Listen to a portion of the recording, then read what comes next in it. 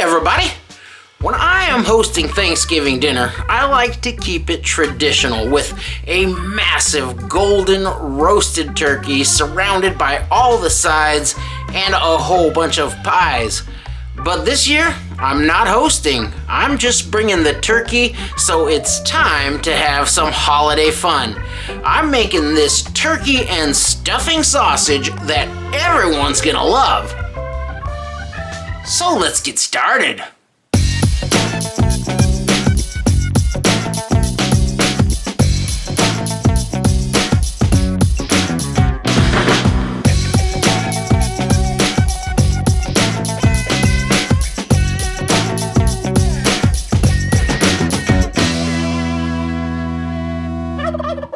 The first thing I need to do is to strip all the meat and skin and fat off of this bird and get it ready for the grinder.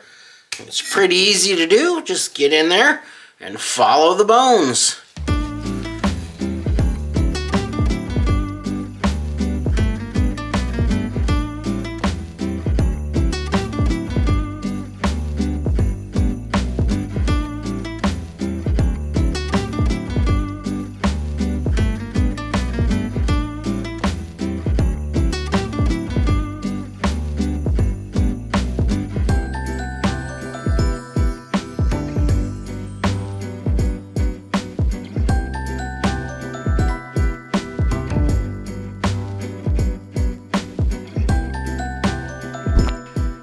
Pulled off all the skin. I'm going to cut that up into much smaller bits than the chunks of meat that I'm going to put through the grinder, because I want to make sure that it passes through the grinder nice and easy. Also make sure that it's all a little bit frozen, because the skin is kind of tough and it can tangle things up a bit. And I want to make sure that it all gets very finely ground instead of having some squeeze through the plate there, because this is the bulk of the fat that's going to make this a very succulent sausage.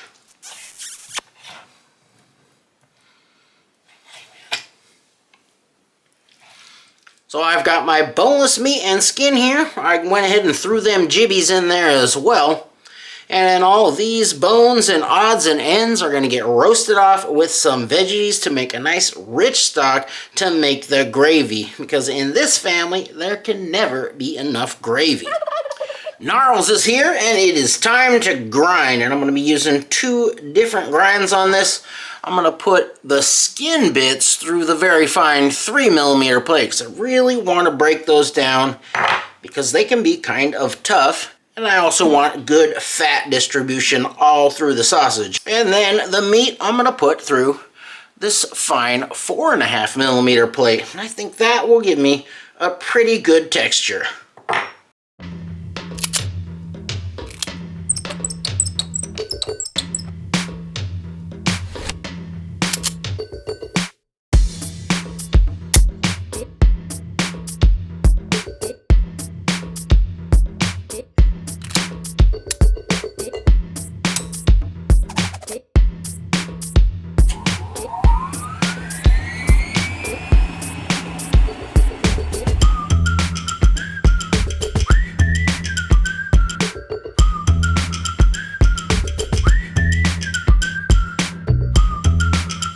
Corn Pop was a bad dude.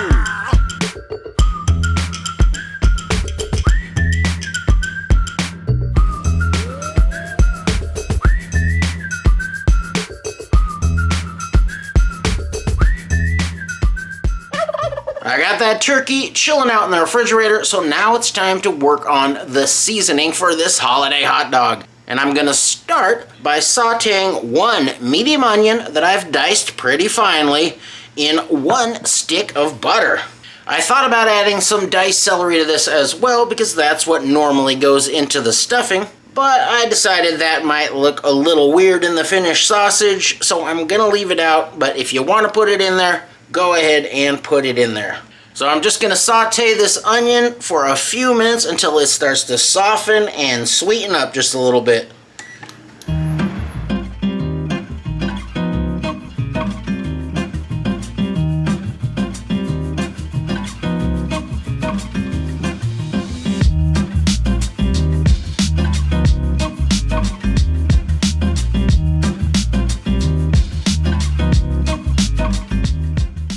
onions are good to go. I didn't take them all the way to caramelization, but I imagine that would be delicious.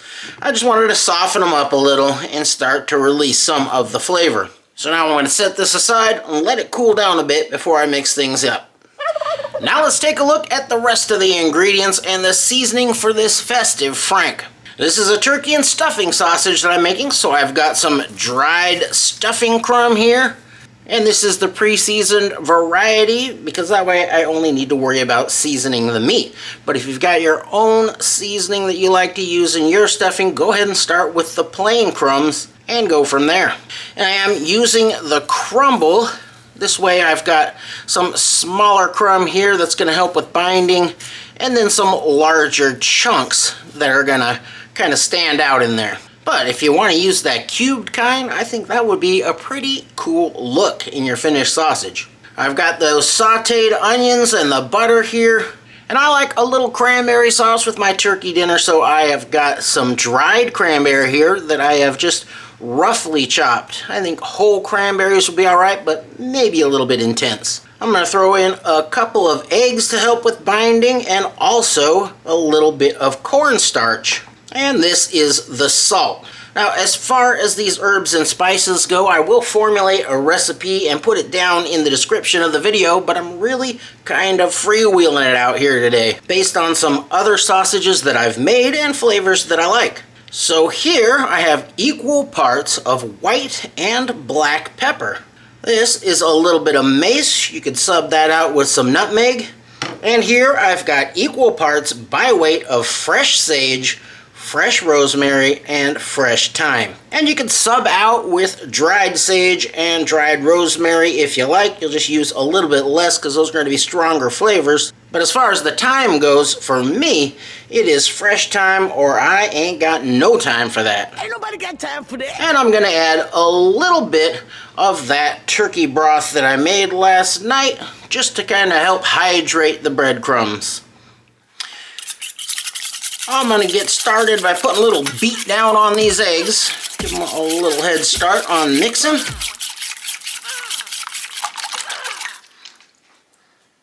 And then we'll just get in there with everything else.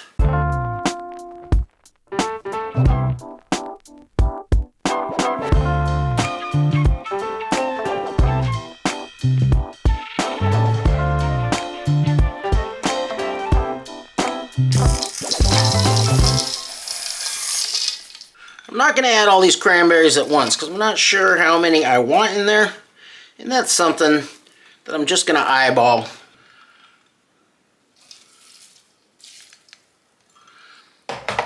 And with a fresh sausage like this, I don't need to mix it nearly as much as I do with a smoked sausage. So we're just going to do this home style. Get right in there.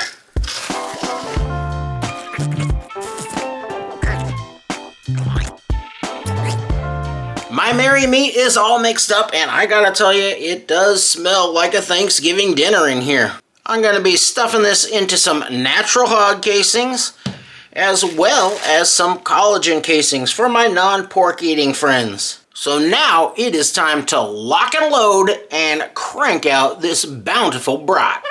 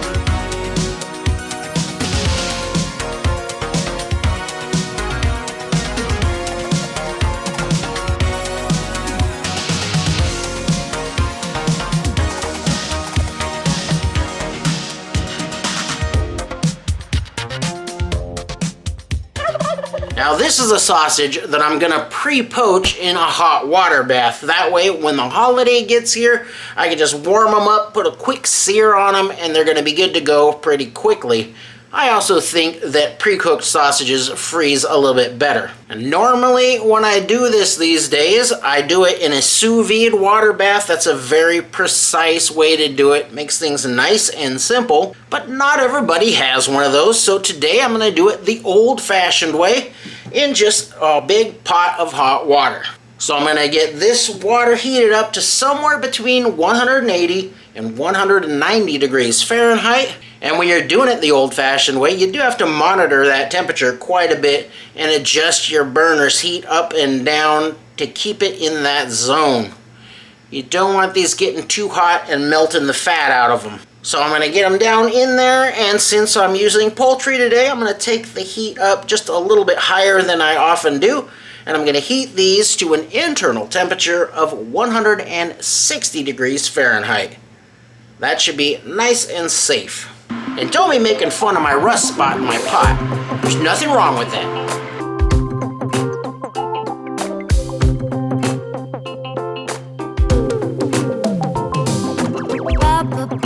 Bubble bath, call my name. Every morning up with the sun. Bubble bath, bubble bath.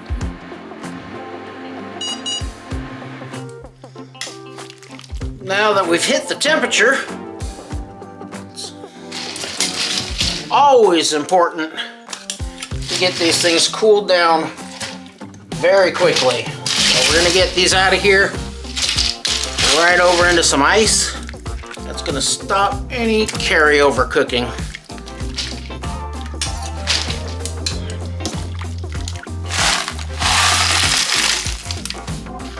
Use a little bit bigger bowl. This will get it done. I'm just gonna keep these in here for 10 minutes or so. I wanna make sure they get cooled down right down to the core. That way you're gonna have nice and plump and juicy sausages. Welcome into the sausage closet, where today I'm just gonna let these hang for a little bit, just to drip dry a bit, and then they are good to go, ready to grill or cook off in a skillet. But my favorite way to do this type of sausage is in the air fryer. It gives them a nice color and a good crispy casing.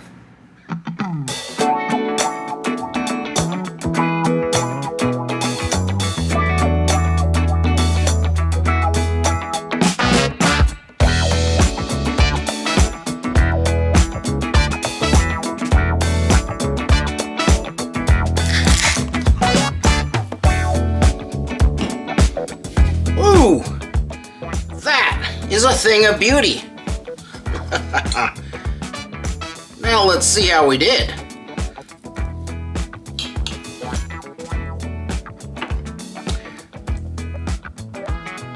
Well, it looks good, and it smells like a feast. Check out that bite.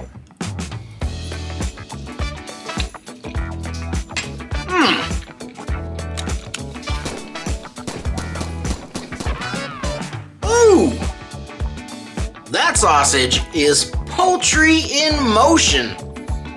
It really tastes like a turkey dinner in tube form.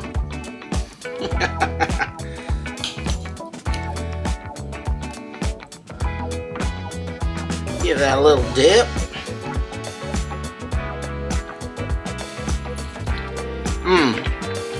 It's got everything but the green beans and pumpkin pie. I'm actually more of a crispy Brussels sprouts guy myself.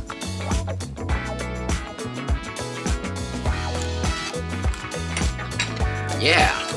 And another good thing about this is that with this, everybody gets some of that crispy skin. That nice natural casing crisped right up. Get a better look in there. The balance of the turkey and stuffing is right where I wanted it. It makes the sausage have a nice fluffy texture, and then you get into one of those larger chunks of that stuffing here and there, and it is a really nice texture. All the fresh herbs come right through, and that little pop of flavor from the cranberries is on point.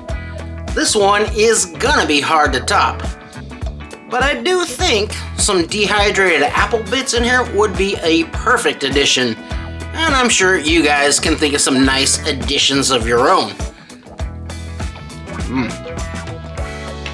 I've been thinking on how I'm gonna have these hot and ready when I arrive at my Thanksgiving dinner destination, and I think I've settled on putting a quick sear on a bunch of them and then tossing those into a slow cooker full of rich, thick turkey gravy, like a savory sausage stew, but really heavy on the gravy because gravy is the 5th food group, at least according to my wife and her family. Which brings me to something I've been pondering for a while. If I've got a big pot of gravy and I add some cut up vegetables and meat to that, well, then I've got a stew. If I add some broth to that, then I've got a soup. So if gravy is served in a bowl with a spoon, is it soup? Let me know what you think down in the comments, but more importantly, this was a lot of fun to make and the result is excellent. I hope you all have a wonderful holiday season, and I really hope you try this recipe, and if you do, you'll have a turkey dinner that will definitely give them stuffing to talk about. Thanks for watching.